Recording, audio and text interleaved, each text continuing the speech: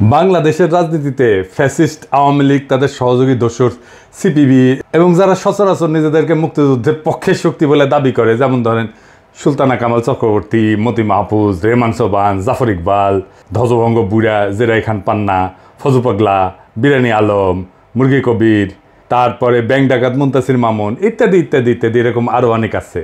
এদের চেতনা ব্যবসার একটা মূল উপাদান বা বয়ান হইতেছে 1971 সালে পাকিস্তানি আর্মি 9 মাসে, মানে মার্চ থেকে ডিসেম্বর পর্যন্ত বাংলাদেশে একটা জেনোসাইড বা গণহত্যা করেছে এবং সেই জেনোসাইডে 30 লক্ষ মানুষ শহীদ হয়েছে। আর পূর্ব পাকিস্তানের তৎকালীন 7.5 কোটি জনসংখ্যার মধ্যে নাকি 1 কোটি মানুষ ঘর বাড়ি ছাইরা ভারতে আশ্রয় নিয়েছিল। এই দুইটা ছাড়াও আরও আছে, 2 লক্ষ মা বোনকে নাকি ধর্ষণ করেছিল পাক বাহিনী আর তার দোসরেরা।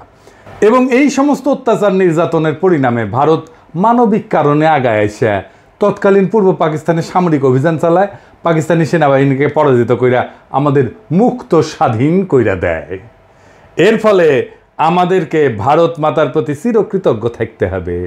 এখন এই ঘটনা যেগুলো বললাম, এগুলো যদি আসলেই সত্যি হয় তাহলে তো আমাদের আসলেই ভারত মাতার প্রতি চিরকৃতজ্ঞ থাকা উচিত। কিন্তু উপরের প্রত্যেকটা দাবি ডাহা মিথ্যা, একদম ডাহা মিথ্যা কথা। আমরা ভারত মাতার সোর্স থেকেই আজকের এপিসোডে প্রমাণ করে দেখাবো যে গণহত্যা আর 1 কোটি লোকের ভারতে আশ্রয় নেওয়ার দাবিগুলা ডাহা মিথ্যা। 2 লক্ষ দর্শনের মিথ আমরা আরেকটা এপিসোডে ভাঙবো, এইটাতে না। কারণ এই মিথের সাথে মুজিবের নিজের ভণ্ডামো যুক্ত হইয়া যে কয়জন ধর্ষিতা ছিল তাদের জীবনকে যে দুর্বিষহ করে দিছিল এমনকি স্বাধীন বাংলাদেশে মুজিব সরকার, তাই এটার জন্য আলাদা এপিসোড করা দরকার। আজকের এপিসোডের মূল বিষয় হইতেছে 2 ধাপ্পাবাজি, 71-এর 30 লক্ষ শহীদ এবং ভারতে আশ্রয় নেওয়া 1 কোটি শরণার্থী। এখন প্রশ্ন হচ্ছে, যদি দাবিগুলো মিথ্যা হয়ে থাকে তাহলে এসব বয়ান প্রচার করলো কে, কেনই বা প্রচার করলো? তখনকার আন্তর্জাতিক মিডিয়ার সাংবাদিকরা ভারতের দিল্লি আর কলকাতাতে অবস্থান করে ঘটনাগুলো কভার করত। ভারতের মিডিয়া এবং ইস্টার্ন কমান্ড তাদেরকে যে সমস্ত প্রেস ব্রিফিং দিত তারা সেটাই পাবলিশ করত। ভারত মাতার মিডিয়া যে কি মাল সেটা তো আমরা আজকে হারে হারে টের পাইতেছি, তাই না? ফ্যাসিস্ট খুনি হাসিনা পতনের পর থেকে তারা এমন কোনো আজগুবি অতিরঞ্জিত খবর নাই যেটা বাংলাদেশের বিরুদ্ধে অপপ্রচারের অংশ হিসেবে পাবলিশ করে না। তো এই কাজে ভারতের লক্ষ্য কী ছিল? ভারতের লক্ষ্যই ছিল এই উপমহাদেশের মুসলমানদের মধ্যে যাতে কোনো মতে একটা ইউনিটি বা একতার বোধ না থাকে। এখানে একটা ব্যাপার খেয়াল করলে দেখবেন যে ভারত মাতা উপমহাদেশের যে ডাইভার্স বহুভাষী হিন্দুদের এক রাষ্ট্রে বসবাস করার মধ্যে কোনো গরমিল লক্ষ্য করে না। কিন্তু উপমহাদেশের বহুভাষাভাষী মুসলমানরা যখন শক্তিশালী হইয়া একসাথে একটা রাষ্ট্র গঠন করে তার বিরুদ্ধে সর্বশক্তি নিয়ে ঝাঁপায় পড়ে। এখনও দেখেন উপমহাদেশের বিভিন্ন মুসলমানদের মধ্যে দাঙ্গা হাঙ্গামা ফ্যাসাদ এগুলো লাগায় রাখে। এইটার একটা উপায় হইতেছে ভুয়া অর্থনৈতিক বৈষম্যের বয়ান সৃষ্টি কইরা দেশীয় হলুদ মিডিয়া দিয়া প্রচার করানো। বাংলাদেশি মুসলমানদের পাকিস্তানি মুসলমানদের ঘৃণা করতে শেখানো, পাঞ্জাবি মুসলমানদের ঘৃণা করতে শেখানো, বেলুচ মুসলমানদের ঘৃণা করতে শেখানো, এমনকি তাদের ভাষা উর্দুকে ঘৃণা করতে শেখানো। এখনও দেখবেন যে বিপদগ্রস্ত জাতি যারা একটা গণহত্যা থেকে পালায় বেঁচে বাংলাদেশে আশ্রয় নিছে, সেই রোহিঙ্গা জনগোষ্ঠী, রোহিঙ্গা মুসলমানদের বিরুদ্ধে ঘৃণা ছড়ানি, এটা চেতনাজীবীদের একটা অন্যতম প্রধান কাজ। আমরা আগের এপিসোডগুলোতে এইসব নিয়ে বিস্তারিত আলোচনা করছি। আর একটা গুরুত্বপূর্ণ প্রোপাগান্ডার কৌশল ছিল আজগুবি কাল্পনিক একটা অত্যন্ত অতিরঞ্জিত অবাস্তব নিহতের সংখ্যা ছড়ানো, যাতে মুসলমানদের মধ্যে চির দুশ্মনী আর ঘৃণা বজায় থাকে, মুসলমানরা যেন একে অপরকে ঘৃণা করে। বাস্তবে ভারতের এই কৌশল কাজও করেছে। আপনারা লক্ষ্য করলে দেখবেন 1971-এর চেতনাজীবীদের মতো ইসলামোফোব, ইসলাম বিদ্বেষী খুব বিরল দুনিয়াতে। যতগুলো ইসলামোফোব আছে সব কয়টা শতকরা 100% ভারতের 5 দালাল এবং আওয়ামী লীগের 71-এর চেতনাজীবী। এরা সবসময় 30 লক্ষের জেনোসাইড, 1 কোটি শরণার্থী এইসব ব্যাপারে বয়ান টেনে না পরিবেশ ঘোলা করে সময় অসময়। আওয়ামী লীগের বাইসে থাকার অক্সিজেনে হইতেছে এই বয়ানগুলা। এই বয়ানগুলা দেশের মানুষের মন থেকে জয় বাংলা হয়ে গেলে আওয়ামী লীগও মানুষের মন থেকে কর্পূরের মতো উবে যাবে। আজকে এই 2টা বয়ানকে চিরতরে জয় বাংলা করে দেওয়া হবে ইনশাল্লাহ।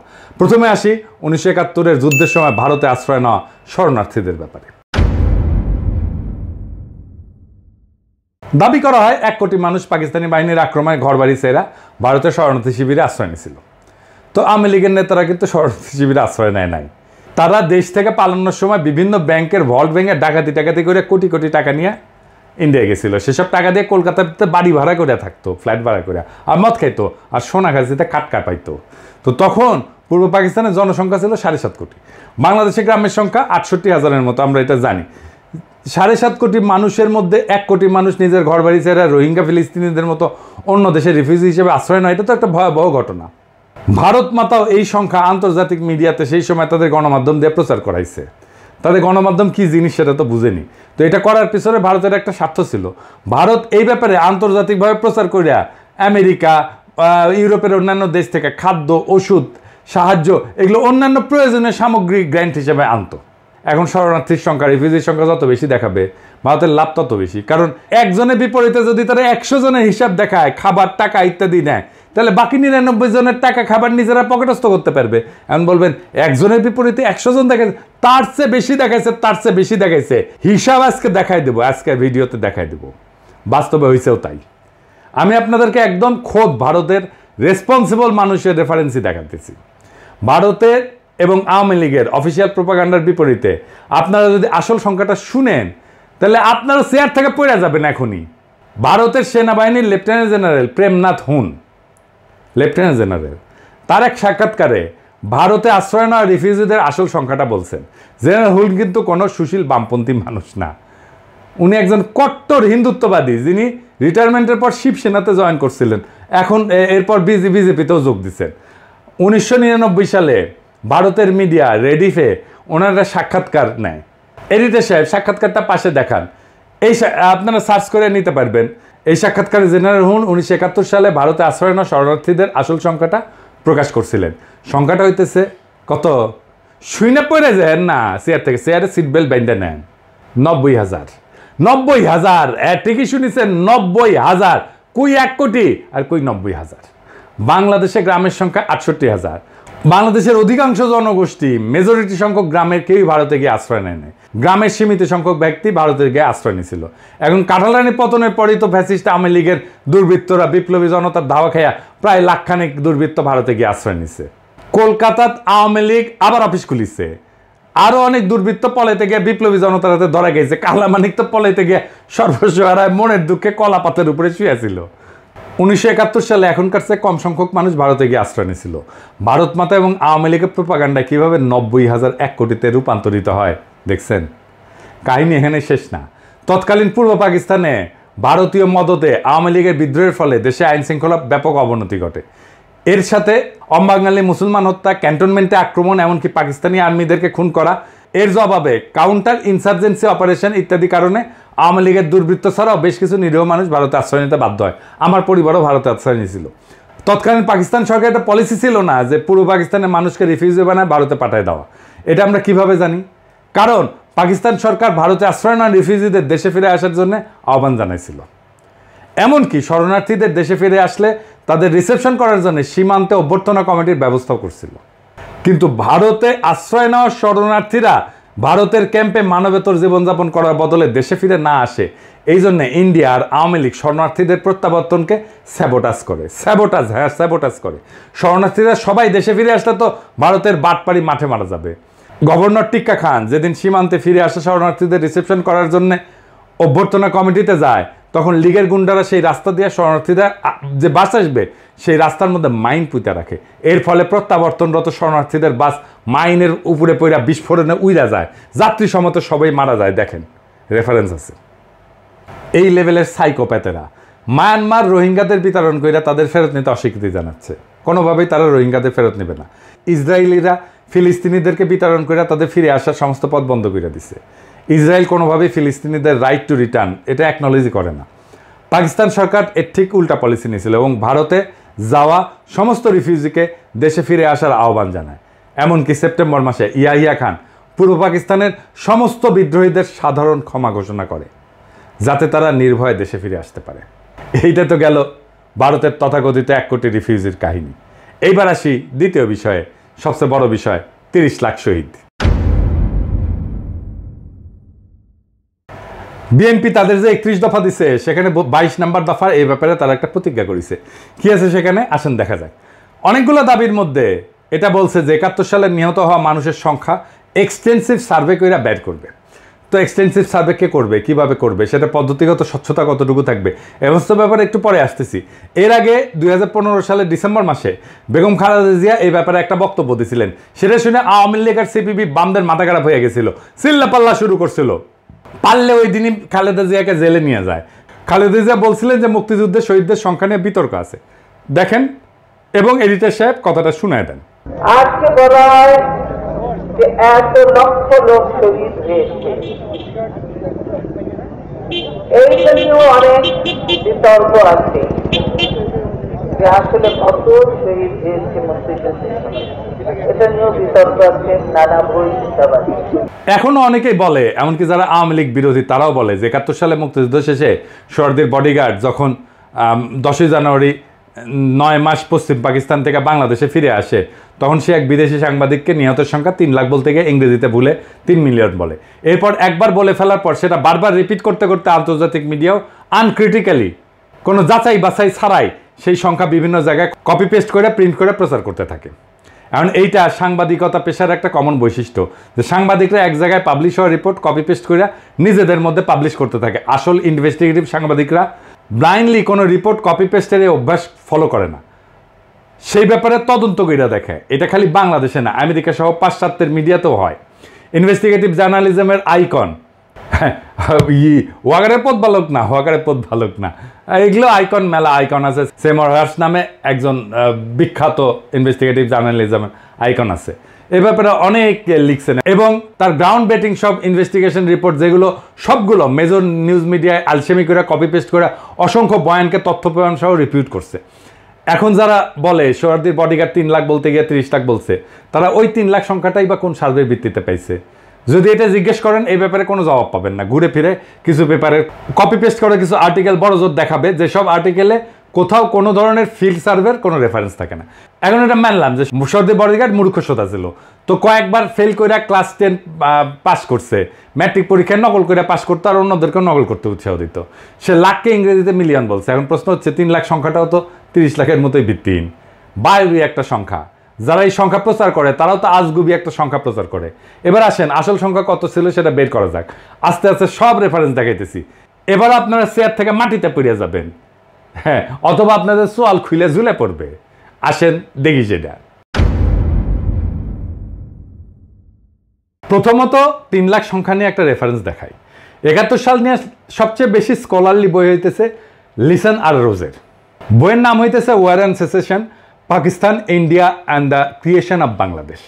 1991 সালে পাবলিশ হয় বইটা। এখানে 2 জন লেখক এই বইতে দেশগুলোর সমস্ত অফিসিয়াল ডকুমেন্ট রিভিউ করছেন এবং 3 দেশের 71 সালে ভূমিকা রাখা সব গুরুত্বপূর্ণ ব্যক্তিদের ইন পার্সন সামনাসামনি সাক্ষাৎকার নিয়েছেন। এই সমস্ত তথ্য প্রমাণ তারা বিশ্লেষণ কইরা এই বইটা লিখছেন। এটা অত্যন্ত গুরুত্বপূর্ণ একটা প্রামাণ্য বই। এই বইয়ের লেখকেরা 71 সালে বাংলাদেশে যুদ্ধের নিয়ন্ত্রণ করা 2 জন অত্যন্ত সিনিয়র ভারতীয় সাক্ষাৎকার নিছেন, যেখানে তাদের জিজ্ঞেস করা হয় 71 সালে নিহত বাঙালির সংখ্যা কত। একজন ভারতীয় উত্তর দেয় 3 লাখ, কারণ সে টের পাইছিল এই ঘাঘু লেখকদের কাছে 30 লাখের মতো অবাস্তব হাস্যকর একটা সংখ্যা বেচা যাবে না। সে অন্য প্রচলিত সংখ্যা 3 লাখ বলে দেয় ফট কইরা। মজার ব্যাপার হচ্ছে ওই ভারতীয় যখন 3 লাখ বলে তার পাশে বসে থাকা আর একজন ভারতীয় তার দিকে কটমট করে তাকায়, সংখ্যা বাড়ায় ক এটা বোঝানোর জন্যে। এরপর প্রথম ভারতীয় এক ধাক্কায় তার সংখ্যা বাড়ায় 5 লাখ বলে ফেলে। মানে মাথায় যা আসে সেটাই ফসাদ করিয়া কয়া দেয়। তো ইন্ডিয়ান প্রোপাগান্ডা কি মাল সেটা তো আজকাল জাতি ভালো করে বুঝছে।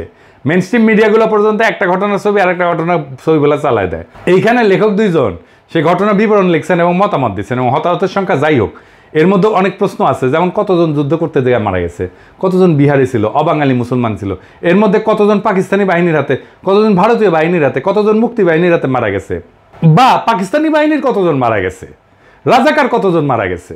এইবার আসি ইনভেস্টিগেটিভ ফিল্ড সার্ভে নিয়ে। ইনভেস্টিগেশনের আগে কিছু জিনিস ক্লিয়ার করা জরুরি। অধিকাংশ বাঙালি, বিশেষ করে বাঙ্গু সুশীল প্রগতিশীল সামরিক ব্যাপারে একদম অজ্ঞ। এই জন্যই মুক্তিযুদ্ধ নিয়ে এত মিথ তৈরি করা গেছে। অজ্ঞ মানে একেবারে গণ্য মূর্খ সোদা। এমনকি যারা নিজেদেরকে ট্রেনিং প্রাপ্ত মুক্তিযোদ্ধা বলে দাবি করে তারা মূর্খ সোদা সামরিক ব্যাপারে। মুক্তিযুদ্ধের একদম সামরিক মিলিটারি বিশ্লেষণ আর অ্যানালাইসিস আমরা সামনের আর এক এপিসোডে করবো। এখন কইবা পারেন দাদা ট্রেনিং প্রাপ্ত মুক্তিযোদ্ধারা কিভাবে সামরিক ব্যাপারে অজ্ঞ হয়? তারা তো বড় বড় ডায়লগ মারে, অস্ত্র জমা দিয়েছি, ট্রেনিং জমা দেই নাই। তো অস্ত্র আর ট্রেনিং, পুলিশ বা সামরিক ব্যাকগ্রাউন্ড ছাড়া কাউরে অস্ত্র হাতে দেন? কেউ যদি চালাইতে পারে, ধরতে পারে ঠিক মতো, আমরা এসে কইয়েন। পুলিশ, মিলিটারি বা ইপিআর ব্যাকগ্রাউন্ডের মুক্তিযোদ্ধাদের বাইরে সকল মুক্তিযোদ্ধাদের যে কত বেইজ্জত করছি তার হিসাব নাই। আমার লগে বসাই দিয়েন, লাইভে আমি আজকে চ্যালেঞ্জ দিতেছি, আমি প্রমাণ করে দিব ওই অস্ত্রই ধরে নাই। আমি ওদের কি জিজ্ঞাসা জানেন, কি অস্ত্র ইউজ করতেন, কত ক্যালিবারের বুলেট ইউজ করতেন, ব্যারেল লেংথ কত, ব্যারেল লেংথ কইতে পারলে জিজ্ঞাইতাম কি কামে ইউজ করতেন, অ্যাকশন কি, বোল্ট পাম্প না সেমি অটো না ফুল অটো, রেট অফ ফায়ার কত, ইফেক্টিভ রেঞ্জ কত, ম্যাগাজিন ক্যাপাসিটি কত, এখানে কাট হয়ে যাবে। আমার সাথে লাইভে আসেন, কোন মুক্তিযোদ্ধা বেড়া আছেন আমার সাথে লাইভে আসেন। বাংলাদেশের সব টিভি চ্যানেলকে বললাম আমার লাইভ প্রচার করবেন। কোন মুক্তিযোদ্ধা যার যে পুলিশ না, ইপিআর না, যে মিলিটারির ব্যাকগ্রাউন্ড নাই, যে সাধারণ মানুষ মুক্তিযুদ্ধ ট্রেনিং করে অস্ত্র জমা দেই নাই কইছে, ওরে নিয়ে আসেন আমার সামনে বসে দেন। অস্ত্র ধরে নাই ওটা আমি প্রমাণ করে দেবো। ইন্ডিয়া যাদেরকে কি ট্রেনিং দিছিল সেটা আমি ইন্ডিয়ান জেনারেলদের বই থেকে রেফারেন্স দিয়ে দেখাইতেছি। ইস্টার্ন কমান্ডের chief of staff general Jacob তার বইতে কি লিখছে দেখেন। উনি বলছেন যে একদম আনট্রেন্ড, সামরিক ব্যাপারে পরিচিতি নেই এরকম মানুষদের মুক্তিবাহিনীতে এনরোল করা হতো। এদেরকে প্রপার ট্রেনিং দিয়ে কার্যকর করতে কমপক্ষে 3 মাসের ট্রেনিং দেওয়া লাগতো। সেইখানে তাড়াহুড়া করে 3 থেকে 4 সপ্তাহে ভুগি ঝুঁকি কিছু ট্রেনিং দিয়ে ছেড়ে দেওয়া হতো। এর ফলে এদের কার্যকারিতা সীমাবদ্ধ ছিল। জেনারেল লক্ষ্মণ সিং যিনি ইস্টার্ন ফ্রন্টের ডিভিশনাল কমান্ডার ছিলেন, উনিও একই কথা লিখেছেন। তার বইয়ের নাম victory in Bangladesh. Eastern commander general Lakshman Singh সরাসরি মুক্তিবাহিনীকে প্রোপাগান্ডার প্রেসে পাবলিশ হওয়া তাদের কার্যকলাপকে ফিকশনাল বলছে এই সমস্ত ইস্টার্ন কমান্ডার প্রোপাগান্ডা মেশিনের প্রচার। মুক্তিবাহিনীর মিত্ররাই তাদের নামে এইসব লেখে, এইসব কথা পাকিস্তানিরা লেখে নাই। আর আমাদের মুক্তিযুদ্ধের গল্প শোনান মিয়ারা। খোদ মুক্তিবাহিনীর ডেপুটি চিফ অফ স্টাফ একে খন্দকার তার বইয়ে হুবহু একই কথা লিখেছে। একে খন্দকারের এই বই লেখার পর আওয়ামী লীগ, জাফর ইকবাল, আনিসুল হকের পুচ্ছে আগুন লেগে গেছিল। তার এডিট করতে হয়েছে বই, টেক্সট চেঞ্জ করতে হয়েছিল। 1971 সালের 18 সেপ্টেম্বর বিলাতের দ্য গার্ডিয়ান পত্রিকার একটা আর্টিকেল প্রকাশিত হয়, big brother goes to war. লেখক শাস্তিব্রত একজন ব্রিটিশ বংশোদ্ভূত ভারতীয় বাঙালি সাংবাদিক, যিনি ত্রিপুরাতে ভারতীয় ট্রেনিং শিবির ঘুরে দেখে এসে সেখানে মুক্তিবাহিনীর ট্রেনিং নিয়ে একটা রিপোর্ট করে। রিপোর্টে এটাও লেখা আছে এই রিপোর্ট যদি ভারত থেকে করতো তাকে ভারতে গ্রেপ্তার করতো। 19 সেপ্টেম্বর মাসে আগরতলাতে একটা ক্যাম্পে মুক্তিবাহিনীর ভলান্টিয়ারদের সাথে কথা বলে জানতে পারেন সেখানে 200 জনের ভলান্টিয়ারদের মধ্যে মাত্র 6 জনকে সামান্য কিছু ট্রেনিং দেওয়া হয়েছে এবং মাত্র 3 জন কোনো একটা অপারেশনে অংশ নিছে। সব অপারেশনে যেমন ব্রিজ ধ্বংস করে এরকম কাজে ইন্ডিয়ানরা কিন্তু নিজে করতো। আমি বলতেছি, লিখে দিচ্ছি, ইন্ডিয়ানরা নিজে করতো। মুক্তিবাহিনীর নিজেদের সদস্যদের মতে তারা বড় জোর একটা গ্রেনেড নিক্ষেপ করছে। এবার একটা মজার ভিডিও দেখেন মুক্তিবাহিনীর সাথে ভারতীয় ইনস্ট্রাক্টররা কিরকম ব্যবহার করতো। এডিটর সাহেব দেখে দেন। এটাকে টানো, টানো, হ্যাঁ বাস বাস, টাইগার হাত, হ্যাঁ এর হচ্ছে দূরের দুশ্মনের জন্য, দূরের দুশ্মনের জন্য। কি হয়েছে? চলো শীষ লাগাও, ঠিক ঝোঁকো সামনে, জানে শত্রু, পিছনে শত্রু, জানে শত্রু, পিছনে শত্রু, বাঁ শত্রু, পিছনে শত্রু, জানে শত্রু, পিছনে শত্রু। এই হচ্ছে জাফর ইকবাল, হুমায়ুন আহমেদ, আনিসুল হকের তৈরি করা মিথিক্যাল মুক্তিবাহিনীর আসল হাল। আর এটা নিয়ে ফজু পাগলা ধ্বজভঙ্গ বুড়া জেরাই খান পান্না এসব শোনা গেছেন মুক্তিযোদ্ধার মতো লাফালাফি। তা বাঙ্গু প্রগতিশীল যেহেতু সামরিক ব্যাপারে একদম লেজে গোবরে, এরা যেসব বয়ান বানায় সেগুলা কোনো reputable serious military scholar study করলে পাংচার করে দিতে পারবে এক মুহূর্তে। এবার আসেন আর একটা গুরুত্বপূর্ণ বিষয় নিয়ে আলাপ করি। 71 সালে যুদ্ধে ইস্টার্ন ফ্রন্টে পাকিস্তান আর্মির অর্ডার অফ ব্যাটেল কি ছিল? তাহলে কইবেন দাদা অর্ডার অফ ব্যাটেল কি? আমি এটা নিয়ে একটা সিরিয়াস বড় এপিসোড করেছি, আসবে পরে, সেটা বুঝবেন মুক্তিযুদ্ধের অর্ডার অফ ব্যাটেল নিয়ে। আজকে সংক্ষেপে একটু আলাপ করি। অর্ডার অফ ব্যাটেল হইতেছে একটা যুদ্ধের দুই পক্ষের মধ্যে কার কয়টা ইউনিট অংশ নিয়েছে, কোন ইউনিট কীরকম সেটার একটা লিস্টই, তালিকা আর কি। যেমন দ্বিতীয় বিশ্বযুদ্ধে 1941 সালে জার্মানি যখন সোভিয়েত ইউনিয়নে হামলা করে সেটার নাম দিয়েছিল অপারেশন বারবারোসা। সেই অপারেশন বারবারোসা ছিল ব্যাপক একটা অভিযান, মিলিটারি ইতিহাসের সবচেয়ে বড় অভিযানগুলোর মধ্যে একটা। সেইখানে জার্মান পক্ষে 141টা ডিভিশন অংশ নেয়। মাথায় রাখবেন 141টা ডিভিশন, 141টা ডিভিশন অংশ নেয়। সোভিয়েত পক্ষে জার্মানির এস্টিমেট ছিল 213টা ডিভিশন, একটা ডিভিশন প্রায় 15 থেকে 16,000 সৈন্য থাকে। 1971 সালে ইস্টার্ন ফ্রন্টে পাকিস্তান আর্মির অর্ডার অফ ব্যাটেল কি ছিল জানেন? ডিভিশন ছিল কয়টা জানেন? 3টা, মাত্র 3টা। 14 ডিভিশন, 16 ডিভিশন আর 9 ডিভিশন। 14 ডিভিশন আগে থেকেই ছিল, মার্চের শেষ দিকে এপ্রিল মাসে পশ্চিম পাকিস্তান থেকে অতিরিক্ত 16 আর 9 ডিভিশন আসে ইস্টার্ন ফ্রন্টে। এই দুইটা ডিভিশন তাদের ভারী অস্ত্র মানে ভারী কামান টামান এগুলো পশ্চিম পাকিস্তানে রেখে আসে। তারা খালি লাইট উইপন্স মানে হালকা অস্ত্র মোটর এগুলো নিয়ে আসে। সামরিক পরিভাষায় ইস্টার্ন ফ্রন্টে তো আসলে ওয়ার ছিল না, যুদ্ধ ছিল না, এটা ছিল কাউন্টার ইনসার্জেন্সি অপারেশন। ভারত মাতা 1984 সালে পাঞ্জাবে যে অপারেশন ব্লুস্টার করছে না, ওই যে শিখ মন্দির দখল করার সময়, এটাও কাউন্টার ইনসার্জেন্সি অপারেশন ছিল। সেখানে খালি এক অমৃতসরে স্বর্ণ মন্দিরে হামলা করতে ভারতীয় সেনাবাহিনী 3টা ডিভিশন ব্যবহার করছিল। 60-এর দশকের শেষ আর 70 দশকে অ্যান্টি নকশাল অপারেশনে ভারতীয় আর্মির পুরা ইস্টার্ন কমান্ড, যেটা আসলে পাকিস্তানের সাথে যুদ্ধ করছে, সেটাকে ইউজ করেছিল। সেটাও একটা কাউন্টার ইনসার্জেন্সি অপারেশন ছিল।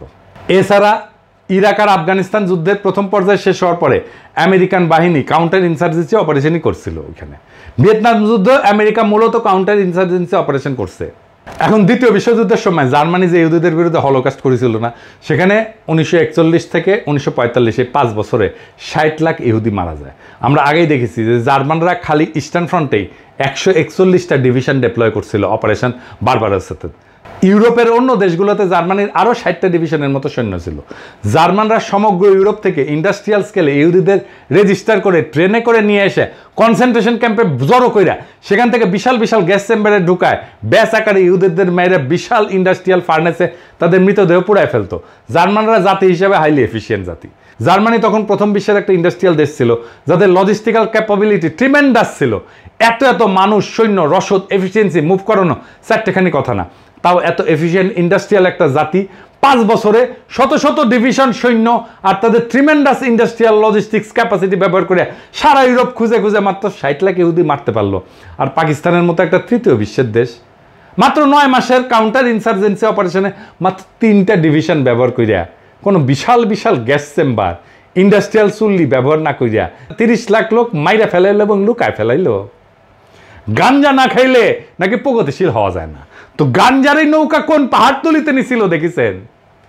কেউ প্রশ্ন করে নাই, কেউ প্রশ্ন করে নাই, কাউরে প্রশ্ন করতে দেয় নাই। এরাই প্রগতিশীলতা, এরাই মুক্তিযুদ্ধের চেতনা। বাঙ্গু প্রগতিশীলদের গোজামিল দেওয়া বয়ানকে যে কোনো মিলিটারি এক্সপার্ট অ্যানালাইসিস করলে জয় বাংলা করে দিতে পারবে। 2023 সালে গাজার যুদ্ধে ইসরায়েল প্রায় 2 বছর ধরে গাজার উপরে ব্যাপক এরিয়াল বোম্বিং করছে। গ্যাস চেম্বারের পর এরিয়াল বোমিং হচ্ছে সবচেয়ে বড় এফিশিয়েন্ট মেথড অফ জেনোসাইড। যুদ্ধ বিমান থেকে 1000 বা 2000 পাউন্ডের একটা বোমা একটা ঘনবসতিপূর্ণ এলাকায় ফেললে ব্যাপক ক্ষয়ক্ষতি হয়, অসংখ্য মানুষ হতাহত হয়। ভিয়েতনাম যুদ্ধের 10 বছরে 1965 থেকে 1975 পর্যন্ত চলছে। আমেরিকার রেকর্ড অ্যামাউন্ট এরিয়াল বোম্বিং করছে। সমগ্র দ্বিতীয় বিশ্বযুদ্ধে আমেরিকার মতো একটা ইন্ডাস্ট্রিয়াল জায়ান্ট, যারা যুদ্ধের সব ফ্রন্ট মিলায় জার্মানি, জাপান, ইতালি সবার বিরুদ্ধে মোট 21 লাখ টন বোম ফেলছে বিমান থেকে। সেখানে শুধু ভিয়েতনাম যুদ্ধে আমেরিকা কত বোম্বিং করছে জানেন? কত করছে বোম্বিং? 70 লাখ টন। সেটা করার পরে ভিয়েতনামের সিভিলিয়ান ক্যাজুয়ালিটি ছিল 3 থেকে 4 লাখ। ভিয়েতনামও বাংলাদেশের মতো একটা ঘনবসতিপূর্ণ দেশ। ইসরায়েল গাজার মতো ঘনবসতিপূর্ণ একটা জায়গাতে প্রায় 2 বছর ধরে ব্যাপক এরিয়াল বোম্বিং কইরা প্রায় সব বিল্ডিংকে ধ্বংসস্তূপে পরিণত করছে, আপনারা দেখছেন চোখের সামনে। এরপরেও গাজার হেলথ মিনিস্ট্রি হিসাবে গাজাতে 2 বছরে নিহতের সংখ্যা 70,000-এর মতো। প্রথম বিশ্বযুদ্ধের পর সবচেয়ে ব্লাডিয়েস্ট রক্তাক্ত যুদ্ধ ছিল ফ্রান্সে ভার্ডুনের যুদ্ধ। এই যুদ্ধ 1916 সালের 10 মাস ধরে সংগঠিত হয়। 10 মাস ধরে 12 লাখ জার্মান আর 11 লাখ ফরাসি সৈন্য রিলেটিভলি একটা অত্যন্ত ছোট এলাকায় জড়ো হয়ে ক্রমাগত আক্রমণ প্রতি আক্রমণ করতে থাকে। 2 দেশই শিল্পোন্নত, প্রথম বিশ্বের দেশ, বিশাল ইন্ডাস্ট্রিয়াল আর লজিস্টিক্যাল ক্যাপাসিটি। ভার্ডুনে জার্মানরা প্রথম দিন ফরাসি পজিশনে 10 লাখ আর্টিলারি শেল নিক্ষেপ করছিল। 10 লাখ, 1-2 হাজার না, 10 লাখ একদিনে। পুরা যুদ্ধের 2 পক্ষ মিলে 4 থেকে 5 কোটি খালি আর্টিলারি শেল নিক্ষেপ করছে। কত কোটি কোটি রাউন্ড রাইফেল আর মেশিন গানে গুলি খরচ করছে সেটার তো হিসাবই নাই। ভার্ডুনের যুদ্ধে জার্মান সৈন্যর ক্যাজুয়ালিটি বা নিহত হয়েছে 1.5 লাখ, ফরাসি হতাহতের সংখ্যা 1.5 লাখের মতো। সেইখানে পাকিস্তান পুরা 9 মাসের কাউন্টার ইনসার্জেন্সি অপারেশনে কোথাও কোনো ধরনের এরিয়াল বোম্বিং না কইরা 30 লাখ বা 3 লাখ মাইরা ফেললো। এই কোদার দড়ি ফেলাও বাইয়া উঠে যায়। ওই মূর্খ সোদা বাঙ্গু প্রগতিশীলদের এই সমস্ত বয়ান শুনলে আসমানে উঠে যেতে ইচ্ছা করে। এবার আসি, তাহলে কি 71 সালের নিহতের সংখ্যা নিয়ে কোনো ইনভেস্টিগেটিভ জার্নালিজমের রিপোর্টই নাই? সৌভাগ্যক্রমে আছে, এবং সেই রিপোর্ট একদম রেফারেন্স ডিভাস্টেটিং একটা রিপোর্ট রে ভাই। হ্যাঁ, উইলিয়াম ড্রামন্ড, যিনি একজন বিখ্যাত আমেরিকান সাংবাদিক, এই ড্রামন্ড সাহেব এখনো বেঁচে আছেন, যে কেউ তার থেকে এটা ভেরিফাই করতে পারবেন। উনি ইউনিভার্সিটি অফ ক্যালিফোর্নিয়া বার্কলের প্রফেসর বর্তমানে। পেশাগত জীবনে লস অ্যাঞ্জেলস টাইমসের সাথে ছিলেন ডেমোক্রেট। প্রেসিডেন্ট জিমি কার্টারের সময় উনি অ্যাসোসিয়েট প্রেসের সেক্রেটারি ছিলেন। অত্যন্ত সম্মানিত রেসপেক্টেড একাডেমিশিয়ান এবং জার্নালিস্ট। 1972 সালের 6 জুন বিলাতের গার্ডিয়ান পত্রিকা ঢাকা থেকে পাঠানো ওনার সেই রিপোর্টটা ছাপে। রিপোর্টের নাম ছিল দ্য মিসিং মিলিয়ন্স।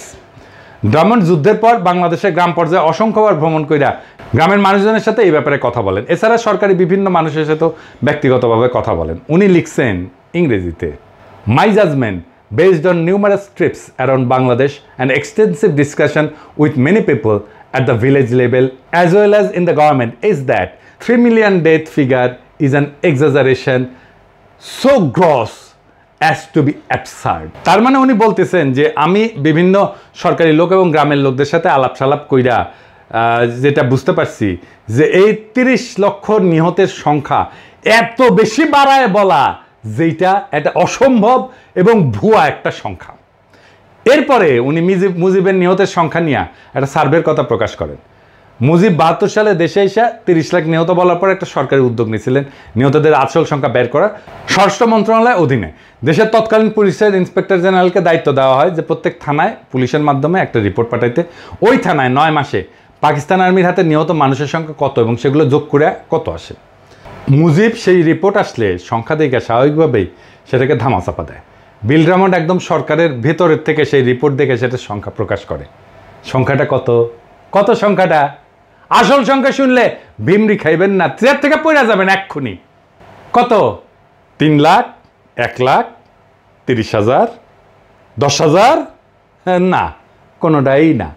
2,000, 2,000, 2,000।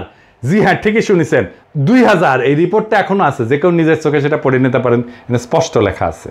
ইংরেজি যেহেতু কইছে সেহেতু ঠিকই কইছে।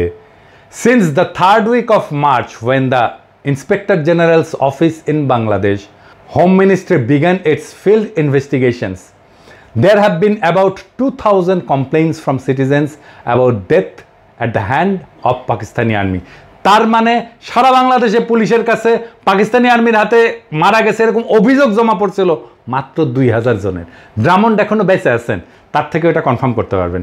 এখন তাইলে আমাদের করণীয় কি? কিভাবে আমরা আজকে বর্তমানে একটা ডিটেল কম্প্রিহেন্সিভ ফিল্ড সার্ভে করে এই ব্যাপারে চিরতরে মীমাংসা করে আওয়ামী লীগের জন্মের মতো জয় বাংলা করতে পারি? প্রথমে আমাদের বের করতে হবে দেশের 68,000 গ্রামে জনপদের মধ্যে কোথায় কোথায় পাকিস্তানি আর্মির বেস ক্যাম্প ছিল। এটার সংখ্যা খুব বেশি হওয়া কথা না। পাকিস্তানি মাত্র 3টা ডিভিশন সৈন্য দেশে কাউন্টার ইনসার্জেন্সি অপারেশনে ছিল। এরপরে বের করতে হবে 9 মাসে পাকিস্তান আর্মি দেশে কয়টা গ্রামে কখন কবে রেড দিছে। পাকিস্তানও এই ব্যাপারে আমাদেরকে হেল্প করতে পারে, চাইলে তারা করবে। আমরা দরকার হলে ক্রস চেক করে নেব কতজন সৈন্য সেই রেডে অংশ নিছে। সেটা কি একটা স্কোয়াড মানে 9 থেকে 10 জনের ইউনিট ছিল, নাকি একটা প্লাটুন ছিল মানে 30 থেকে 35 জনের? কতক্ষণ ছিল, কতজনকে ওই গ্রামে গুলি করে মারছে, তাদের অ্যামিনেশনের হিসাবপত্র আছে কিনা, কতগুলো অ্যামিনেশন খরচ হয়েছে। এইসব ব্যাপার বের করা তো খুব কঠিন কোনো কাজ না, কারণ বাংলাদেশের মতো ঘন পরিচিতিপূর্ণ ভূখণ্ডে একটা গ্রামে আর্মি অপারেশন চালায় কিছু মানুষ মেরে চলে যাওয়ার পর বাকি সবাই ফিরে এসে নিহতদের দাফন কাফন করতো। হিন্দু হইলে লাশ সনাতন রীতিতে সৎকার করতো। আই উইটনেস এবং সার্ভাইভারদের কাছ থেকে একদম পিন পয়েন্ট নিহতের সংখ্যা নিয়ে 9 মাসে সবগুলো এলাকার নামের পাশে নিহতের সংখ্যা লিখে যোগ করে মোট সংখ্যা বের করা খুব কঠিন কিছু কাজ কি না, করো না। কিন্তু এটা করবে না কেন? কারণ এই যে ফাপড় নেওয়া এটা তো ফাঁস হয়ে যাবে, মিছা কথা ফাঁস হয়ে যাবে। এই কাজ এখনও করা সম্ভব, কারণ 71 সালে জীবিত প্রাপ্তবয়স্ক বহু মানুষ এখনও জীবিত আছে। এরকম রেড প্রত্যেক গ্রামে তো হয় নাই। দেশে 68,000 গ্রামের মধ্যে অতি অল্প সংখ্যক গ্রামেই হয়েছে। তার উপরে এক গ্রামে বড় জোর একবার কি 2বার এরকম রেড হয়েছে। পুরো ব্যাপারটায় একটা ক্রোনোলজিক্যাল রিকনস্ট্রাকশন করতে হবে। ক্রোনোলজিক্যাল রিকনস্ট্রাকশন মানে দিন, সময়, সপ্তাহ অনুযায়ী পুরো 9 মাসের ঘটনাকে রিকনস্ট্রাক্ট করা এইভাবে সম্ভব। এটা করা হইলে কমন সেন্সার ইনভেস্টিগেটিভ সব রিপোর্ট অনুসারে পাকিস্তান আর্মির কাউন্টার ইনসার্জেন্সির আসলে নিহতের সংখ্যা কয়েক হাজারে নেমে আসবে, আমি শিওর। এরপর সেই তদন্ত খালি বাঙালি না, ভারতীয় আওয়ামী সন্ত্রাসীরাতে যত অবাঙালি মুসলমান মারা গেছে তার পুঙ্খানুপুঙ্খ তদন্ত করে সেটাও বের করতে হবে। দুটো সংখ্যায় কম্পেয়ার করে ঠিক করা হবে কে আগে কার কাছে মাপ চাইবে। এই তদন্ত শেষ হওয়ার আগে কেউ কারো কাছে ক্ষমা চাওয়ার প্রশ্নই ওঠে না। পররাষ্ট্র সচিব জসিম খুব লাফাইছিল পাকিস্তানে ক্ষমা চাওয়া নিয়ে। আবার পাকিস্তানের টিম আসতেছে, এবার ক্ষমা চাওয়া তাহলে এই আলাপ যে তুলবে না তার পাশার ফালস আমরা সব উঠায় ফেলা হবে যদি বেশি ফালাফালি করে, বাটাম একেবারে খুলে ফেলাম এবার যদি কেউ এই আলাপটা তোলে।